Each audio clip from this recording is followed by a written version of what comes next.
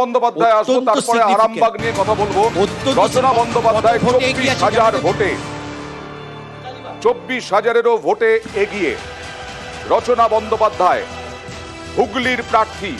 হুগলিতে এগিয়ে রচনা বন্দ্যোপাধ্যায় লকেট চট্টোপাধ্যায়ের থেকে 24,000-এরও বেশি ভোটে এগিয়ে। কি বলছেন রচনা বন্দ্যোপাধ্যায়, দেখুন। আজ অব্দি এটাই বলে এসেছি যে আমি আশাবাদী এবং ঠাকুর যেটা ভালো চাইবেন সেটাই হবে। সবাইকে বলবো যে কোনো রকম উত্তেজনা নয়, কোনো রকম কিচ্ছু না, সবাই হাসি মুখে থাকো, আনন্দে থাকো এবং কেউ যেন কোথায় কোনো রকম যেন উশৃঙ্খলা না হয়, যেন কোনো রকম চেঁচামেচি না, সবাই যেন আনন্দ করে থাকে। আজ অব্দি এটাই বলে এসেছি যে আমি আশাবাদী এবং ঠাকুর যেটা ভালো চাইবেন সেটাই হবে।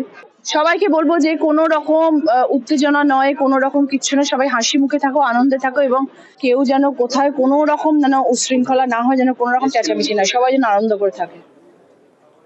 যেটা বলছিলাম সুদীপ, তাহলে হ্যাঁ, বিতালিবাগটা আসছি আমি। অভিষেক কনিনিকাদির জবাবটা একটু নিয়ে নিই। না, আমি প্রথমেই বলবো যে আরামবাগ সহ কোচবিহার সহ ডায়মন্ড হারবারে এই মুহূর্তে অভিষেক বন্দ্যোপাধ্যায় 4,65,652 ভোটে লিড করছেন সপ্তম রাউন্ডের শেষে।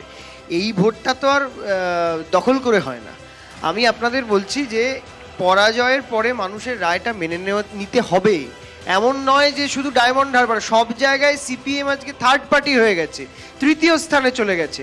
তাই আমি আপনাদের বলছি যে নিজেদের দলের অবস্থান মানুষের কাছে কতটা পৌঁছতে পারছেন সেটা নিয়ে মূল্যায়ন করুন। আমি বরং বলবো যে এই পরাজয় মেনে নিয়ে সিপিএম তাদের চেনা ঔদ্ধত্য থেকে বেরোক, সিপিএম তাদের চেনা লাইন থেকে বেরিয়ে মানুষ কি বলছে, মানুষ কি চাইছে সেটা সিপিএম বরং শুনুক। আমি বলছি যে একটা বুথেও যদি এরকম ঘটনা ঘটে থাকে সেটা নিন্দনীয়। আমি স্টুডিওয়ে বসে নিন্দা করছি, কিন্তু আমি এটা বলছি যে এই নিন্দার পাশাপাশি এই যে অভিযোগের যে সারবত্তা নেই কোনো, এই যে সাজানো কিছু কিছু অভিযোগ, আপনাদের সবটাই অভিযোগ, প্রমাণ কিছু নেই। তাই আমি বলছি এটাকে আপনারা যদি এখন এই 4,65,652-তে লিড করলে যখন এটা বলবেন ভয় দেখিয়ে তখন মনে হবে পরাজিতের আর্তনাদ, তার উপরে আসন পাওয়া যায়।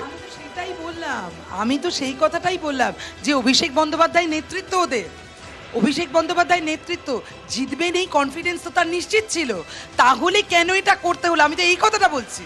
ওরা তো দাবি করছে কিচ্ছু হয়নি, একটা বুথেও যদি হয় আপনি সেটা তো জানেন, নিন্দনীয়। আপনারা তো নিজেরা জানেন, সেদিন তো স্টুডিওতে ছিলেন, আপনিও ছিলেন, সবাই ছিল সেদিন। তো বারে বারে এ ধরনের ঘটনা দেখানো হয়েছে, এক ফোঁটা রক্ত ঝরেনি, দেখানো হয়েছে, এক ফোঁটা রক্ত ঝরেনি, এই ঘটনা দেখানো হয়েছে। বাম জামানায় নির্বাচনের সময় যে ওখানে তো একটা বাড়ির 25টা ভোট, পঞ্চায়েত বলুন, এই বলুন, এবার একটা জায়গা আসি আমি। পঞ্চায়েত বলুন, এই বলুন, দেখুন, কোথাও আরামবাগে যেখানে বিজেপি হাওয়া ছিল, অন্য জায়গায় যখন সিপিআইএম জিতলে সেটা উদ্ধত্ত, সিপিআইএম যদি জিততো সেইভাবে পঞ্চম রাউন্ডের শেষে দেখা যাচ্ছে, পঞ্চম রাউন্ডের পরে আরো রাউন্ড আছে, কিন্তু তাতেও মিতালিবাগ 24,119 ভোটে এগিয়ে। এখানেই একটা কথা বলছি অয়ন, যে এটাকে বলে আন্ডারডগ, এবং আগে থেকেই লোকেরা জানে এই অরূপকান্তি দিগর, যিনি হয়তো এখনকার যারা বিজেপি নেতৃত্ব তার থেকেই তাদেরই চয়ন। এবারে এই অরূপ, সেখানে একটা অ্যান্টি ইনকামবেন্সি ছিল কার বিরুদ্ধে? আগের যিনি ক্যান্ডিডেট ছিলেন, আগের যিনি সাংসদ ছিলেন তার ব্যাপারে, এবং তিনি খুব অল্প মার্জিনে 1100 না 1200 ওই মার্জিনে তিনি জিতেছিলেন, 1200 বা এরকম একটা ভোট জিতেছিলেন। এই মিতালিবাগের কথা, একটা কথা তাকে কেউ খেয়াল করেনি। মিতালিবাগের বাবা একদা সিপিআইএম এর কর্মী ছিলেন। মিতালিবাগ কিন্তু একদম তলার থেকে ওঠা একজন লোক, যিনি যে মহিলার লড়াইয়ের পঞ্চায়েতের বুথ থেকে উঠেছে, এবং তার বাবা একদা সেটা নিয়েও কথা উঠেছে, তার বাবা এই সময় এই জায়গায় তার লড়াইয়ের একটা ট্র্যাডিশন আছে। এখনো সুকান্ত মজুমদার বলছেন তৃণমূলের থেকে একটা আসন বেশি হলেও বিজেপি পাবে। শেষ হাসি সুকান্ত মজুমদার বলছেন তারাই হাসবেন।